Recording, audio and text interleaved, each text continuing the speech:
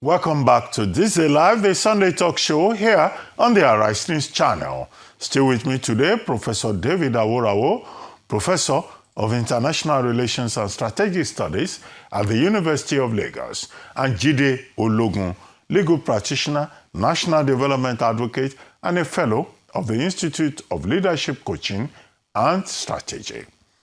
The federal government has now ordered the immediate closure of 41 federal unity colleges over the jump in security concerns that we have seen in just a matter of days. The order, coming in a new statement put out on November the 21st, straight from the Federal Ministry of Education. According to the document, the Minister of Education himself, Tunji Alausa, approved the shutdown after what he called recent security challenges in parts of the country and the need to prevent breaches. This means that all principals of affected schools must enforce the closure as soon as possible. The 41 schools are spread out in states across the Northwest, Northeast, North Central, and parts of the South. In a related development, the Niger State government has ordered the closure of all public and private primary and secondary schools across the state.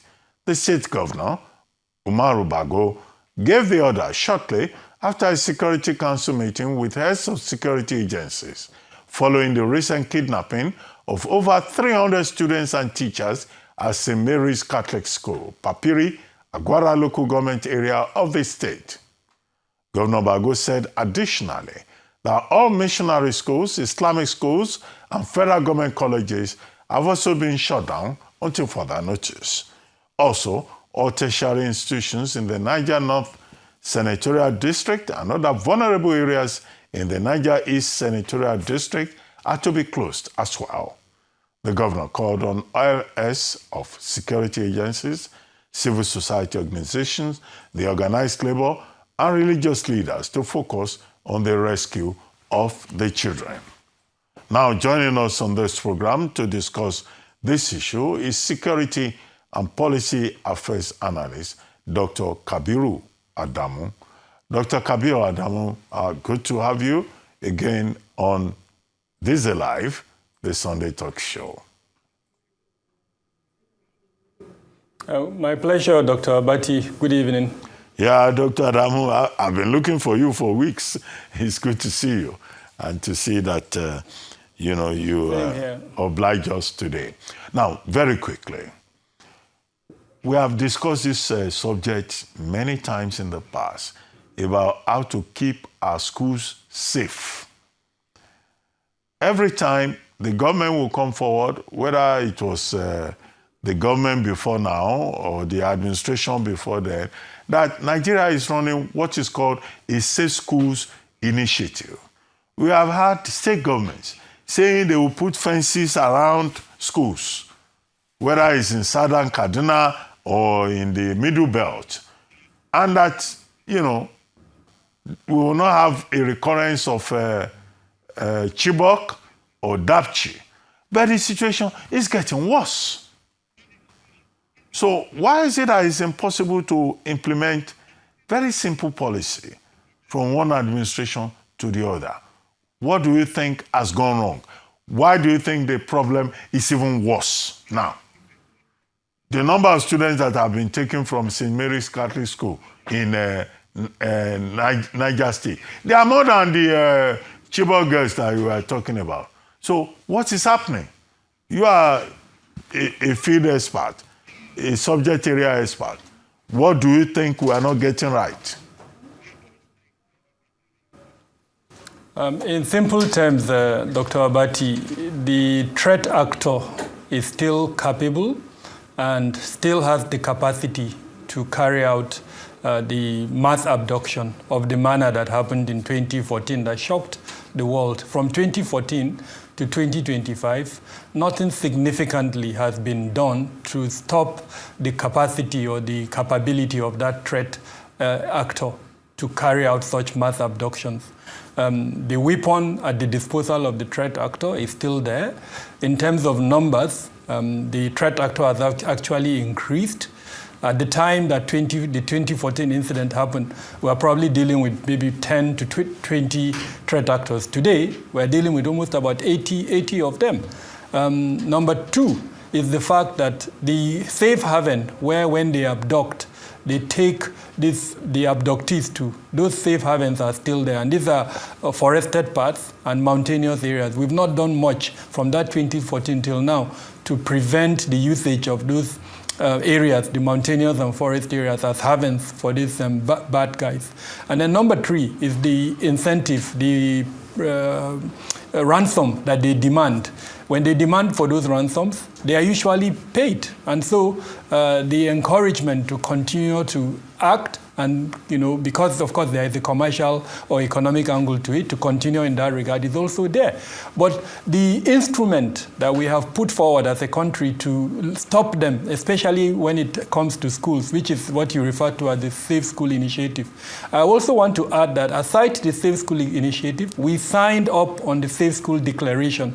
We also launched what is called a national policy on safe, secure, and violence-free school in 2021. So we have at least 3 instruments. We also went to the World Bank and collected a loan, and we're currently implementing what is called Agile, one of the projects that is being funded by the World Bank, which has a security component. So it's not the lack of instruments, rather our inability to implement those instruments and allow for safe schools in the manner that is envisioned under the Safe School Initiative. Okay, very simply, what I hear you saying is that the state actor, you talked about the threat actor getting more powerful, stronger, expanding, and the state actors getting weaker, but at the heart of it is incompetence, negligence.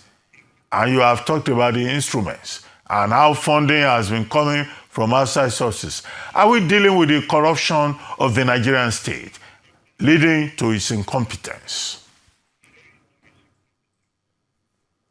What I would hope is that an evaluation of the program, that's the Safe School Initiative from 2014 till now, will be conducted. On the one hand, the executive arm of government, which is spearheading the implementation, and then more importantly, the National Assembly should conduct an evaluation into how the monies that were generated for the various instruments, programs, and then of course how those monies were used. As far as I'm aware, either deputy director in the Ministry of Finance was given that responsibility, and then of course the Nigeria Security and Civil Defense Corps was also given the lead agency to implement that program. But I also know the police is playing a role. So all of this need to be audited to find out what went wrong. If the monies were generated, and we know that monies were generated, I think if I'm right, in billions of naira actually across the years, so probably running into up to a trillion or more. So what happened to those monies? How come we still have schools till date that don't have fences around them? How come the early warning systems, according to the UNICEF report, only about 37% of our schools have early warning systems? How come the security squad that was envisioned under the Safe School Initiative, we still don't have that security squad? What of the training for the teachers, the training for the students, what they should do if they encounter an attack? How come all of that was not done? So I think only an evaluation and audit will be able to answer the questions like this. Dr. Adamu, you have not answered my question. I'm saying that you are suggesting that there is money involved in this matter, and that the money will seem to have been stolen, misappropriated, misapplied, mismanaged. Is that what you are saying? That Nigerian schools are not safe because the instruments that you outlined, funded by both the Nigerian government and outside sources, the money has been mismanaged by the relevant departments of government. So because people steal money, this country is not safe. Our children are not safe. Is that what you are saying? So, Dr. Abati, there are two sides of this. Monies are budgeted for, but are those monies actually released? At this stage where I'm seated, I do not know if the monies have been released, which is why I recommended an audit. The Ministry of Finance, I did mention that either an assistant director or deputy director was given that responsibility, and they are in the right position to know whether they released money for that. Until we know that, we can't conclusively say the money was stolen. Point I'm making is the monies were budgeted, that's the fact. If at all they were released, then yes, money was stolen. The fact that we still have vulnerable schools, if monies had been released, then yes, it's possible they could have been siphoned, as the case may be. But only an audit, an independent investigation, either by the executive arm or the Parliament, the National Assembly, would reveal the details of how much was released, what they did with it, and of course, if it was siphoned, who siphoned it. Okay, I mean, the insecurity in the schools, which is also a major problem for the future of the young persons affected and for the future of education in the country, is directly linked to this conversation about religious persecution in Nigeria. The United States Congress just had, a session, the Congressional Committee on African Affairs. The reaction was mixed, but the conclusion at the end of the day is that the Nigerian government is not doing enough. That is what is called Christian genocide in Nigeria. And then a lot of talk about, the governance system in Nigeria. What's your reaction to all of that drama? I think the United States, their interest, as it were, is their interest. Each country is driven by its interest. They want to advance democracy under the Trump administration. He's pushing forward a Christian protection agenda. That's their agenda. But the reality in Nigeria, using data that I have kept over the last decade, does not show me that there is Christian genocide in Nigeria. Yes, there are attacks on churches. There are also attacks on mosques. In Christian-dominated locations, states such as Plateau or Benue, when the attacks occur, the most likely outcome is that Christians are being killed. But then in Muslim-dominated states such as Zamfara, Katsina, and Sokoto, Kebbi, name them, when the attacks occur, the victims are usually Muslims. So there is no pattern that suggests to me there is a specific targeting of either faiths. What is driving the attacks in most instances is commercial. But then there are other instances where churches are specifically targeted. And then there are other instances where mosques are specifically targeted. Now, even in those instances, the motive would usually be commercial. If they abduct persons from the churches or from the mosque, they end up demanding for money. They would not, say that the reason why they attack them is because they are Christians, so they're just going to kill them. In one or two instances, we see that, especially when the threat actor is an ideological non-state armed group. For instance, in Borno State, when either the Jamaat al-Sunnah al-Dawati wal-Jihad or the Islamic State in West Africa province carries out an attack, in certain instances, if the victims are Christians, it would kill them. But then in other instances, when the same group attacks mosques, it would also kill the victims of those. So there is no pattern to suggest that the targeting is specific on the basis of faith or identity. And I think for me, this is my greatest concern, the fact that instead of helping our situation, the Trump administration is further dividing us along religious lines.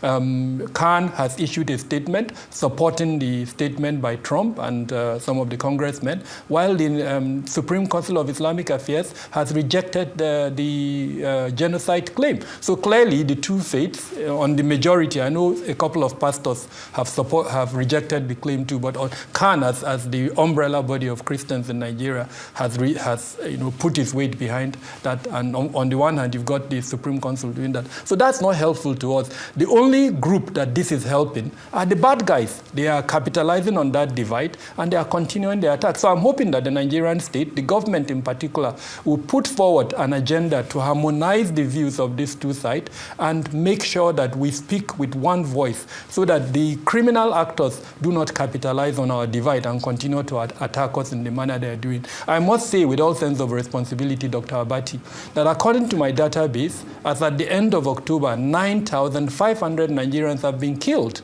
I repeat, 9,500. So in no measure are we doing well in terms of metrics of fatalities. We need to bring that number to, in fact, hopefully less than 100. Then maybe we'll speak up about doing well.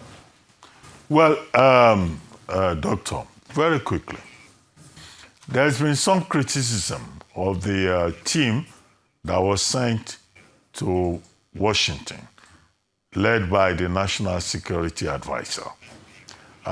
I've read one commentary saying, look, there was even only one Christian in that team, and that why is the Nigerian government treating this matter as a security and defense matter, rather than, a complex web of security, defense, diplomacy, and that the NIA, Nigerian Intelligence Agency, seemed to have been deliberately omitted, and that, look, the Inspector General of Police, what was he doing there, for example? What do you think about that composition of that team and the response by the Nigerian government?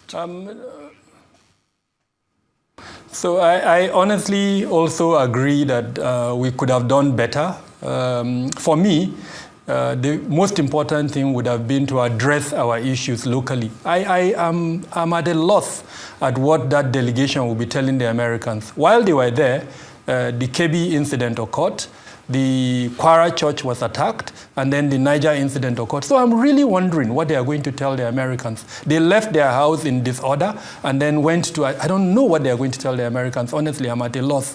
The second thing is that I see what is happening between us and Americans as a diplomatic spat. I don't see it as a security spat. It is purely diplomacy. So I would have expected that the delegation would have been led by a diplomat, perhaps our Minister of Foreign Affairs. He has, Dr. Abati, if we go into the levels of powers in the United States, about 8 to 9 of levels of powers, I think the National Security Advisor can only open one of those levels. And we've seen it. He had a meeting with Hexet.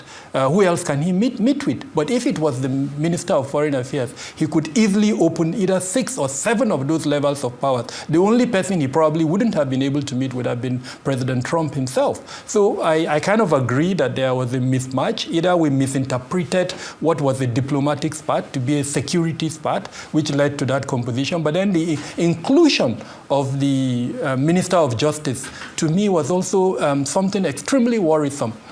Is his inclusion an indication that perhaps we're willing to accept certain agreements, and that is why his presence is there, or what else? And if that is the case, then I'm hoping that whatever it is, we would have harnessed support locally from Nigeria, which we haven't done yet. I'm hoping that the president will speak to us. I'm hoping that the president will convene an expanded National Security Council meeting where he would include the leadership of the National Assembly as well as select state governors across the divide, including both Christians and Muslims, where they would discuss a roadmap for addressing the national security challenge. And then he would come out and address us on that roadmap so that he will harness the national powers that we have. And then we can now look at the Americans and tell them this is what we are going to do and this is the area we need your support. Again, I'm not sure what the delegation went to tell the Americans when we're seeing on a daily basis one attack after the other, which is the very reason why the Americans are complaining. Well, on that note, I would like to thank you very much, Dr. Adamu, for joining us on This Day Live, the Sunday Talk Show.